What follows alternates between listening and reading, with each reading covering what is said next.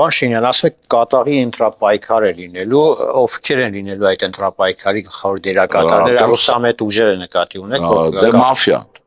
Հիմա ռուսամետը երևի տերմինը պետք է փոխենք, իրենք որ էությամբ ռուսամետ են, սրանք հիբրիդ հայեր են։ Որտեղ եթե մարդը չի կարողանում երկրի անկախությունը պատկերացնել առանց օտար պետության, տվյալ բարեկամ Ռուսաստանը, սա հիբրիդ հայ է, ըստ էության են հայը չի։ Ես դրան այդպես հայտնի Արտաշեսյան հայը չի, բայց հայ է, ինչ-որ տեսնում եք, բայց սրանք բարձր Ղարաբաղյան կլանն է, գանձակողերն են, նախկին բաշտ բոլորը, ովքեր Հայաստանի այս աղետից լավագույն շահած իրենք անձնական իմաստով շահած վիճակով են դուրս եկել, ուղղակի մի բան չկարողացան Ռուսաստանի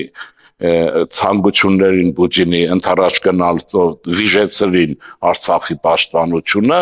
բայց Ռուսաստանը ինքը ոտերը քաշելով գնում է։ Եթե Վենեսուելայից դուրս է շպրտում, այստեղ ինչպես է մնալու ինքը, չէ՞։ Ես հարցը կա դրա համար, այդ պայքարը ուրեմն դա նրանց գոյության կռվի պայքար է վերածվում։ Ղարաբաղյան կլանի պարագլուխները գոյության կռիվ են տալու։ Հիմա սա ինչ ունի իր մեջ, ունի ազգային երանգ չունի։ Իրենք որպես ազգ պետք է ազգային տերմինը շատ են, սա զուտ դասակարգային մաֆիոզ կռիվ է լինել իրենց կողմից։